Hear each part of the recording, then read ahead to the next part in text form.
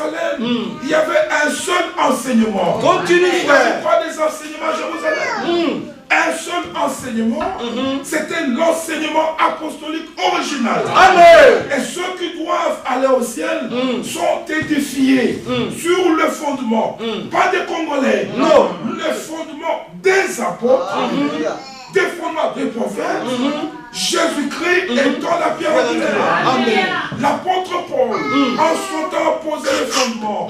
Il a dit, comme un sage architecte, j'ai posé un fondement. Et nous connaissons qui est ce fondement. C'est Jésus-Christ. On disait depuis Ésaïe 26, il a dit, j'ai placé sur une pierre. C'est une pierre précieuse, une pierre de grand prix.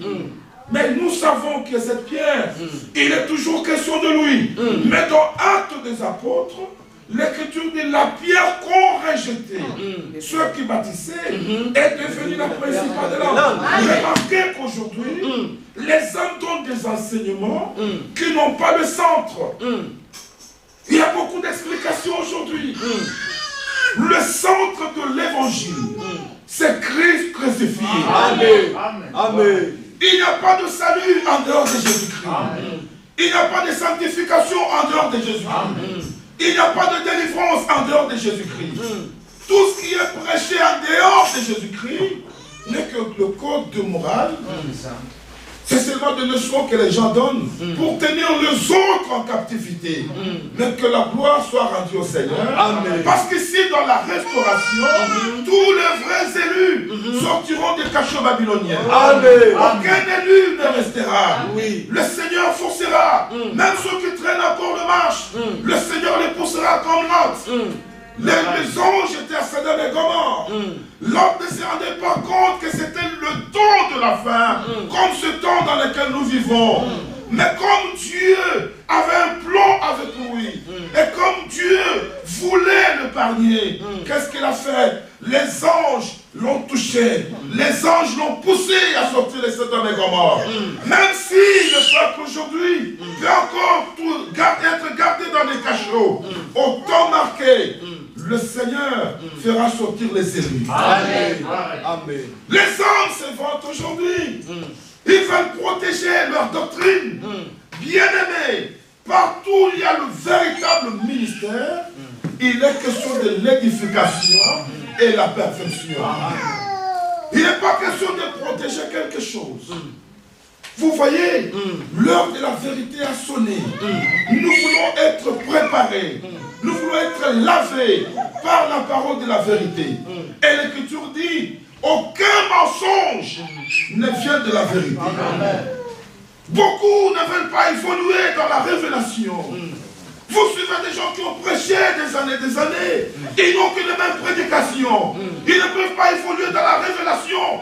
Partout où il y a des véritables ministères, le peuple évolue de lumière en lumière, de révélation en révélation, de clarté en clarté. Amen. Ainsi, le peuple peut être édifié, il peut être perfectionné, et à la fin, il sera présenté devant le Seigneur, pur et sans tache. Amen. L'apôtre Paul, gardez la page, disait à Timothée, allons dans Timothée, 1 Timothée chapitre 6.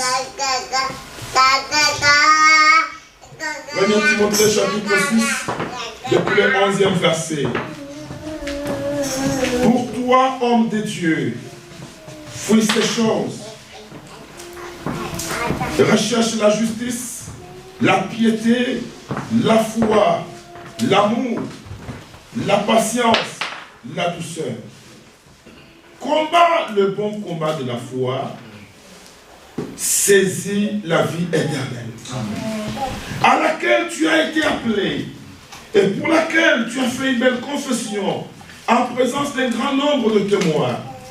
Je te recommande devant Dieu qui donne la vie à toutes choses et devant Jésus-Christ qui fit une belle confession devant Ponce Pilate, de garder le commandement, de vivre sans tâche, sans reproche, jusqu'à l'apparition de notre Seigneur Jésus-Christ. Amen. Amen. Amen. Mais ceci n'est pas facile. Nous l'avons entendu dans l'exhortation, que nous devons être identifiés à Jésus-Christ, identifiés à la parole. C'est exactement ce que Paul disait ici à Timothée. Il dit, garde le commandement. Tu dois vivre sans tâche et sans reproche jusqu'à l'apparition de notre Seigneur Jésus-Christ. Mais mes frères, qui peut vivre cette parole? Si nous regardons nous-mêmes, si nous pouvons être honnêtes et sincères, chacun de nous a quelques tâches dans sa vie. Ton mari peut te faire des reproches. Ton frère, ta soeur peut te faire des reproches. Tous nous avons encore des faiblesses, nous avons encore des manquements. Mais remarquez qu'en rapport avec sa venue, l'apôtre dit à Timothée, je te recommande de garder le commandement et de vivre sans tâche, sans reproche, jusqu'à son apparition. C'est vrai que nous avons des faiblesses. Mais voici le secret. Le grand Dieu, dans son amour, nous a envoyé une parole sans tâche, une parole sans mélange. Amen. Une parole pure. Si vous recevez cette parole pure de Dieu, vous la gardez. Cette parole pure de Dieu finira par produire dans votre vie tout ce qu'elle contient. Voilà pourquoi dans la sagesse de Dieu, il a restauré la parole. Les élus qui cherchent la parole de Dieu, les envoyés de Dieu, on ne les reconnaît pas par de miracles, ou par l'interprétation des songes, ou le parler en langue. Celui qui est envoyé de Dieu dit la parole de Dieu. Parce que la parole opère la sanctification. La parole opère la purification dans la vie de ceux qui écoutent. Amen. Amen. C'est ainsi que nous pouvons être identifiés à la parole.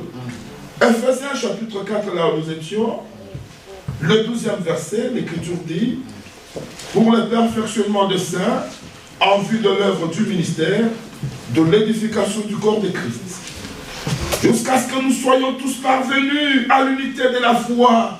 Mes frères, que Dieu nous aide. Voyez que Dieu, dans son amour, a donné de véritables ministères pour l'édification, la perfection. Il est dit d'abord, jusqu'à ce que nous soyons parvenus tous à l'unité de la foi. Quand nous regardons à l'œuvre qui s'est faite ici à Londres, on peut pleurer toute la nuit. Vous pouvez perdre même le sommeil. Quand vous apprenez ce qui se passe de part aux autres, ce sont des petites assemblées de 10 personnes, 15 personnes. Mais vous voyez que chacun dans son coin veut rester là-bas. Le but du ministère, mes frères et sœurs, quand les saints sont édifiés dans l'amour, ils parviennent à l'unité de la foi. Dieu veut que nous soyons unis. Celui qui travaille pour l'intérêt de Christ, qui a en lui le sentiment de Christ, ne verra pas une quelconque église locale. Il ne travaillera pas pour une église locale. Ça, c'est un esprit dénominationnel. Les dénominationnels travaillent pour le nombre de membres. Ils peuvent dire, nous sommes à 50, nous sommes à 100, à 200. Mais qui sont ces 50, ces 100 et ces 200? Ce sont déjà mal affermis, qui ne sont pas nés de nouveau. Voilà pourquoi nous devons recevoir le véritable ministère pour que nous soyons édifiés, que nous soyons perfectionnés, que nous parvenions à l'unité de la foi. L'église à Jérusalem, c'était un corps.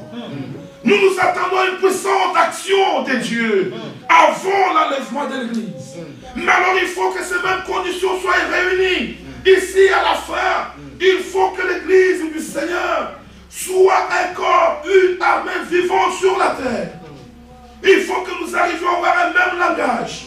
L'Écriture ici dit, jusqu'à ce que nous soyons parvenus à l'unité de la foi, c'est le 13e verset, de la connaissance du Fils de Dieu,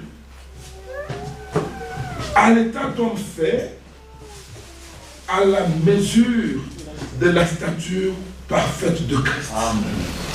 C'est que l'Église doit atteindre la maturité. Le langage doit changer, même dans le naturel. Quand un enfant a 5 ans, 6 ans, il a un certain langage. À 12 ans, 13 ans, il a un certain langage. Mais 18, 20, c'est aussi notre langage. 40, 45 ans, là on peut voir que la personne a atteint la maturité. Le langage change. Ce n'est plus une personne qui parle comme un enfant, même s'il peut voir les erreurs, voir des fautes, des manquements, c'est une grande personne qui a la maîtrise, qui essaie de couvrir tout par amour. C'est par là même qu'on voit la différence entre les jeunes gens et le vieux papa des grandes personnes qui ont atteint la maturité. L'Église doit atteindre la maturité. L'Église qui doit aller dans l'enlèvement doit atteindre cette stature et doit atteindre la maturité. Ainsi, nous ne serons plus des enfants, le 14e verset, flottants, emportés à tout vent de doctrine, par la tromperie des hommes, par leur ruse dans le moyen de séduction. Mais en professant la vérité dans l'amour. Alléluia. Amen. La vérité doit être donnée dans l'amour. La parole de Dieu est une sémence. Chaque sémence se donne toujours dans l'amour, même dans le naturel. Derrière chaque enseignement, il y a un esprit. S'il n'y a pas l'amour derrière l'enseignement, cet enseignement va apporter des divisions, des séparations. Au lieu qu'il y ait l'édification, il y aura la destruction. C'est ce que nous voyons partout, que chaque prédicateur se demande, après son passage, il y a eu l'édification ou la destruction. C'est ça la question que nous devons nous poser aujourd'hui. Les gens voyagent dans le monde entier, mais après leur départ, est-ce que les frères ont été édifiés? Est-ce qu'ils ont été unis ou ils ont été détruits et séparés? Jacques avait déjà dit dans l'avance qu'il n'y a pas beaucoup de personnes qui se mettent à enseigner. Le Seigneur jugera sévèrement tous ceux qui enseignent. Les gens veulent gagner le monde. Ils veulent dire non, dans telle ville, nous avons tel frère qui nous représente.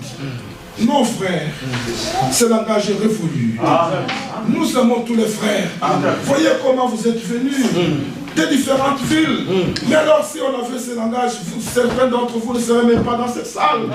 Nous devons comprendre, mes frères et sœurs, que l'Église appartient à Jésus-Christ. Amen. Il ne faut pas qu'il y ait des animosités, des querelles, des jalousies. Ces choses appartiennent au passé. Mes frères, il y a des choses qui appartiennent à l'achèvement de l'œuvre. Dans l'achèvement, nous nous édifions. Dans l'achèvement, nous réglons des choses parmi nous. Dans l'achèvement, nous nous réconcilions. Il s'agit de l'achèvement. Vous vous rappellerez de ce qui s'était passé entre Paul et Barnabas, ils s'étaient séparés. C'était au début. Paul ne voulait pas venir avec lui Jean-Marc parce qu'ils avaient quitté. Mais dans l'achèvement, vous pouvez lire dans l'Écriture, l'apôtre Paul dit, j'ai combattu le bon combat, j'ai achevé la course. Désormais, une couronne de justice m'est réservée, non seulement à moi, mais aussi à tous ceux qui auront aimé son avènement. Et puis il dit, Démas m'a abandonné, il est allé pour l'amour du monde. Ensuite il dit à Timothée, en venant, amène Jean-Marc, parce qu'il m'est utile pour le ministère. Mais Paul avait abandonné même Barnabas à cause de Jean-Marc.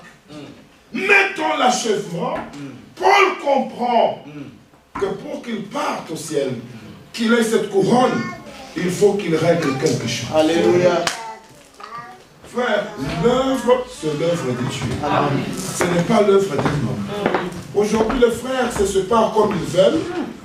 Ils parlent à mal des uns des autres comme ils veulent. Et ensuite, ils disent tous nous irons dans l'enlèvement.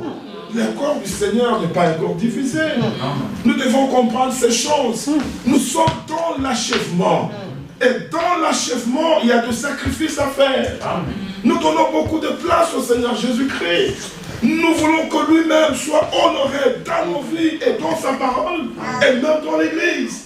C'est que nous recevons tous les frères. Nous aimons tous les élus. Ils ont été rachetés par un même prix. Oh, que Dieu nous fasse grâce. Que Dieu nous aide, mes frères. Nous ne prenons plus des réunions comme à l'accoutumée. Nous disons tel frère est venu, allons écouter. Non, mes frères, partout les élus se réunissent maintenant. Il est possible que tout arrive dans chaque réunion. Parce que Dieu se met en peine de ses élus. Il est possible, tel que nous sommes là, que les grands dieux du ciel puissent nous visiter, faire des grandes choses. Alors nous ne tenons pas de réunions comme par habitude. Et Et nous devons aussi comprendre que nous n'écoutons pas la parole de Dieu par habitude. Parce que Dieu est lié à sa parole. Amen. Quand nous écoutons cette parole, nous disons, oh Seigneur, aide-nous. Là où le Seigneur te répond dans la parole, tu dis merci Seigneur pour cette journée. Merci pour cette réunion. Tu peux même tomber à genoux. Au début de ce message, on a vu des réunions pendant lesquelles de frères et sœurs écoutaient la parole de Dieu. Et après la prédication, il y en a qui tombaient à terre, pleuraient, imploraient les secours, la grâce de Dieu. Mais aujourd'hui, nous ne voyons plus ces choses.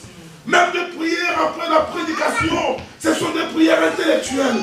C'est comme si Dieu voulait voir comment nous sommes éloquents, comment nous parlons bien l'anglais ou français. Non, mes frères, Dieu a besoin de cœurs contrits et humains. Vous êtes touchés dans votre cœur, vous implorez son secours, il peut vous secourir. Nous sommes dans l'achèvement, mes frères et sœurs. Que Dieu nous aide. Amen. Ici, l'apôtre Paul dit au 15e verset, Ephésiens chapitre 4. Mais en professant la vérité dans l'amour, nous croîtrons à tous égards à celui qui est le chef et Christ.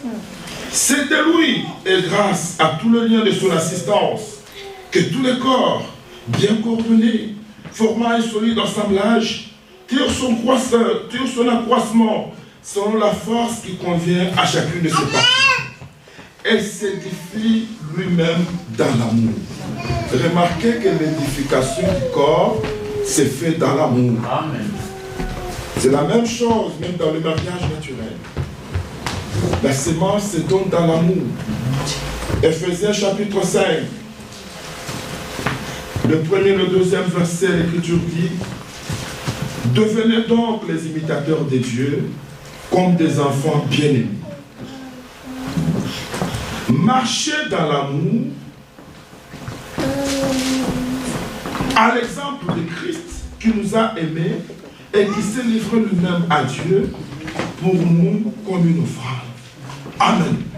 Dans Paul, prisonnier de Christ, je crois, les frères Branham dit: si vous avez de la haine contre un frère, vous sentez que vous avez un mauvais sentiment qui monte dans votre cœur contre un frère, retournez à Golgotha.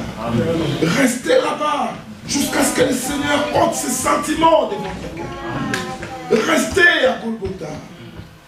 Implorez la grâce du Seigneur. Dites-lui: Seigneur, j'ai de mauvais sentiments contre ce frère, mais l'Écriture me demande de l'aimer. De moi-même, je ne peux pas. Aide-moi, Seigneur. Amen. Comme c'est la parole de Dieu, le Seigneur exaucera cette prière. Parce que c'est une prière qui est faite selon sa volonté. Amen. Amen. Bien-aimés, nous devons nous aimer les uns les autres. Dans 1er Jean au chapitre 4, l'Écriture dit, depuis le 7e verset: bien-aimés, 1er Jean 4, le verset 7. Bien-aimés, aimons-nous les uns les autres, car l'amour est de Dieu. Amen. Mais dans la nature aussi de Dieu, il est dit: Dieu est amour. Amen. Quiconque aime est né de Dieu et connaît Dieu. Alléluia. Amen. Frère, en lisant de telles écritures, même notre discours doit changer. Amen. Nous avons entendu des prédicateurs qui tiennent de langage, qui ne sont ni apostoliques ni bibliques. N'aimez pas ces gens-là, ils ne sont pas nos frères, ils ne croient pas comme nous. Ça, c'est un homme qui brise les Écritures devant le peuple de Dieu. Et ceux qui ne sont pas informés poussent des amens. Amen, amen. Non, la charité édifie. L'amour divin édifie. C'est par amour, mes frères et sœurs, que Dieu nous a sauvés. L'Écriture dit: Dieu a tant aimé le monde qu'il a donné son Fils unique, afin que quiconque croit en lui ne périsse point, mais qu'il ait la vie éternelle. L'amour donne. Dieu nous a tellement aimés, nous qui avons mérité la mort, nous avons mérité la condamnation, tel que nous sommes là dans cette salle, peut-être qu'il y en a qui pouvaient déjà mourir depuis longtemps. Dieu nous a manifesté son amour. Voilà pourquoi le messager de cet âge a donné cette prédication intitulée: vivant, mourant, enseveli et venant. Vivant, il nous a aimés. Dieu nous a acceptés avec nos fautes, nos péchés, nos iniquités. Amen. Amen. Nous chantons souvent l'amour divin. Et quelquefois nous disons, même si l'océan était plein d'encre, et que chaque homme était un écrivain, et chaque plume et chaque tige était une plume, d'écrire l'amour divin sécherait les océans. Amen. Dieu nous a tellement aimés qu'il est allé jusqu'à devenir l'un de nous. Il est devenu homme. Amen. Et si Dieu nous a aimés ainsi, nous devons aussi nous aimer les uns les autres. Amen. Amen. Bien-aimés frères, c'est seulement l'amour parfait qui rend aussi. Amen. Et aujourd'hui, en ce jour de l'achèvement, l'amour ne doit pas seulement être annoncé tel que je l'annonce, et doit être vécu. Ceci n'est pas l'œuvre d'un homme, mais cet amour doit être déversé dans nos cœurs par le Saint-Esprit. Vous voyez, l'apôtre Paul disait aux Corinthiens, gardez la page, on va revenir. 1 Corinthiens, chapitre 13. 1 Corinthiens, au chapitre 13, depuis le premier verset. Quand je parlerai les langues des hommes et des anges, si je n'ai pas l'amour, je suis un errant qui résonne, ou une cymbale qui retentit. Et quand j'aurai le don de prophétie, la science de tous les mystères et toute la connaissance, quand j'aurai même toute la foi, jusqu'à transporter les montagnes, si je n'ai pas l'amour, je ne suis rien. Quand je distribuerai tous mes biens pour la nourriture des pauvres, quand je livrerai même mon corps pour être brûlé, si je n'ai pas l'amour, cela ne me sert à rien. L'amour est patient. Il est plein de bonté. L'amour n'est point envieux. L'amour ne se vante point. Il ne s'enfle point d'orgueil. Il ne fait rien de malhonnête. Il ne cherche point son intérêt. Il ne s'irrite point. Il ne soupçonne point le mal. Il ne se réjouit point de l'injustice, mais il se réjouit de la vérité. Amen. Il excuse tout, il croit tout, il espère tout, il supporte tout. L'amour ne périt jamais. Les prophéties seront abolies, les langues cesseront, la connaissance sera abolie, car nous connaissons en partie, nous prophétisons en partie. Au 13e verset, mais maintenant donc ces trois choses demeurent. La foi, l'espérance, l'amour. Mais la plus grande de ces choses, c'est l'amour. Dites Amen. Amen. Alors il dit au 14e chapitre, le premier verset, recherchez l'amour. Que le nom du Seigneur soit loué. Amen. Vous voyez ce que c'est l'amour. C'est que nous devons avoir cet amour. Et il dit rechercher l'amour. Où est-ce que nous trouvons cet amour? L'amour est déversé dans nos cœurs par le Saint-Esprit. Si nous aspirons à cet amour, que nous aimons cela dans nos cœurs, le Seigneur nous l'accordera. L'amour, c'est une arme forte. L'amour divin. C'est une arme. Le frère Branham parle d'un taureau qui avait ravagé la ville. Il passait par là, il devait aller prêcher quelque part. Alors le taureau là était devant lui. Il avait fait des ravages, tué, détruit beaucoup de choses. Le frère Branham dit, ce taureau est venu. Quand je l'ai observé, je l'ai aimé dans mon cœur. Il était fort. Il pouvait me tuer, m'achever au même moment. Mais je l'ai regardé, je l'ai aimé. Je lui ai dit, et moi et toi nous avons un seul créateur, laisse-moi passer. Le taureau a laissé la place, le prophète est parti. Il dit que c'est par amour. Quand l'amour s'élance, la grâce règne. L'amour de Dieu, l'amour c'est une arme. Frères et sœurs, même dans nos mariages, couvrons tout par l'amour. Même dans l'église, traitons tout par amour. Amen. Où les églises sont séparées, détruites aujourd'hui, parce que nous avons mêlé les sentiments humains.